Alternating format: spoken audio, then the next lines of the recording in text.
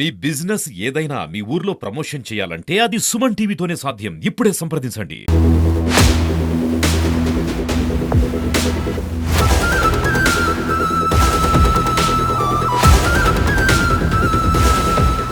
Welcome to Suman TV. This is Satyam Prasad. ఇద్దరు మంచి స్నేహితులు ఒక్కసారిగా విరోధులుగా మారి ఒకరిని మరొకరు చంపాల్సిన పెద్ద ఘటన చిత్తూరు నగరంలో చోటు చేసుకుంది.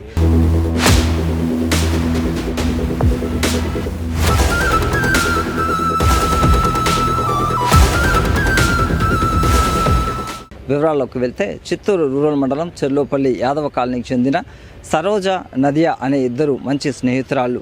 వీరిద్దరూ వియ్యంకులుగా మారాలనుకున్నారు. ఈ నేపథ్యంలో ఇద్దరి మధ్య కుల ప్రస్తావన వచ్చి ఒకరిపైన ఒకరు గొడవ పడే పరిస్థితి ఏర్పడింది. సరోజకు ఇద్దరు కొడుకులు, ఒక కుమార్తె ఉన్నారు. పెద్ద కొడుకు పెళ్లి కాగా కన్నన్ అనే చిన్న కొడుక్కి పెళ్లి కావాల్సింది. నదియా తన కుమార్తెను కన్నన్కిచ్చి పెళ్లి చేయాలని నిశ్చయించుకుంది. కానీ కుల ప్రస్తావన రావడంతో వారి మధ్య గొడవ ముదిరింది. ఈ నెల 12వ తేదీన సరోజ మరణించింది. అది సహజ మరణమేనని కొడుకు కన్నన్ ఆమెకు దహన సంస్కార క్రియలు నిర్వహించాడు. కానీ 2 రోజుల క్రితం ఒక చిన్న పిల్లవాడు కన్నన్ దగ్గర వచ్చి, నేను ఒక విషయం చెప్తాను, ఇది ఎవరికి చెప్పొద్దు అని చెప్పి సరోజాని చంపింది నదియానే అని చెప్పడంతో ఒక్కసారిగా షాక్ గురయ్యాడు. వెంటనే కన్నన్ చిత్తూరు తాలూకా పోలీసులను ఆశ్రయించి విషయం తెలియజేశాడు. తన తల్లి మరణం సహజ మరణం కాదని నదియా చంపిందని తెలియజేయగా వెంటనే పోలీసులు దర్యాప్తును ప్రారంభించి నదియాను అదుపులోకి తీసుకుని అరెస్ట్ చేసి రిమాండ్కు తరలించారు. నా పేరు బి శ్రీనివాసరావు. నేను చిత్తూరు రూరల్ సబ్ ఇన్స్పెక్టర్.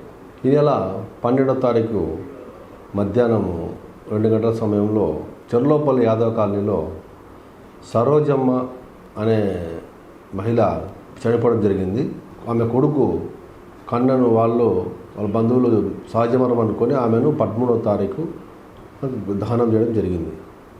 తర్వాత తెలిసింది ఏమంటే, మనకు 17వ తారీఖు ఉదయం కన్నన్ మన స్టేషన్కి వచ్చి, తాలూకు స్టేషన్కి వచ్చి, మా అమ్మను సహజమరణం కాదు, ఆమెను హత్య చేసినారు అని చెప్పినాడు. ఎవరు చేశారంటే ఊర్లోనే నదియా అనే ఆమె, వీళ్ళిద్దరు ఫ్రెండ్స్. ఆమె వచ్చి ఇంటికి వచ్చి ఎవరు లేని సమయంలో ఆమెకు దిండు అదిమి ముఖం మీద చంపిందని మనకు సమాచారం ఇచ్చారు. ఇది ఒక పిల్లవాడు చూసినాడు, వేణు అనే పిల్లవాడు చూసినాడు సార్ అని చెప్తే, మనము మన సైడ్లో వారిని పిలిపించి విచారిస్తే అది నిజమని తెలియంది. దాన్ని బట్టి ఊళ్ళో మనం విచారణ చేసినాము, సాక్షిని విచారించినాము. తర్వాత నదియాను కూడా మనము విఆర్ఓ ద్వారా వచ్చినారు, ఆమె ఒప్పుకోవడం జరిగింది. ఈ విషయంలో నిన్న నదియాను అరెస్ట్ చేసి రిమాండ్కి తరలించడం జరిగింది. కన్నను మేము చెర్లోపల్లి యాదవ కాలనీలో నివాసం ఉంటున్నాము. నేను ఈ నెల 10వ తేదీన బయట పనికి వెళ్ళాను. పనికి వెళ్ళి 12వ తేదీ నేను ఇంటికి వచ్చేసరికి మా అమ్మ డెత్ అయింది. మేము మామూలుగా నార్మల్గా చనిపోయిందేమో అని మిగతా కార్యక్రమం అంతా చేయనాము. మళ్ళీ 2 రోజుల క్రితం ఒక వేణు అనే పిల్లోడు నాదానా నీకు ఒక విషయం చెప్పాలన్నా అంటే, ఏం చెప్పురా అంటే, వీళ్ళంతా చేసింది నా మీ మమ్మీని కవరేసి కప్పి దిండేసి బెచ్చిడేసి అదిమి చంపేసిందినా అని చెప్పాడు. మళ్ళీ మేము తాలూకా పోలీస్ స్టేషన్ దగ్గరికి తీసుకొచ్చాము. ఆ పిల్లోని ఇచ్చాక వాళ్ళు కేసు విచారించి ఆమె చంపిందని తెలిసింది. ఎందుకోసం చంపిందంటే, మా అమ్మని చంపిన దాన్ని వాళ్ళ కూతురుంది నాకు ఇవ్వాలనుకునింది. మా అమ్మ క్యాస్ట్ ఫీలింగ్ ద్వారా మా అమ్మ ఒప్పుకోకపోవడంతో మా అమ్మ అడ్డంగా ఉందని మా అమ్మని చంపేసింది.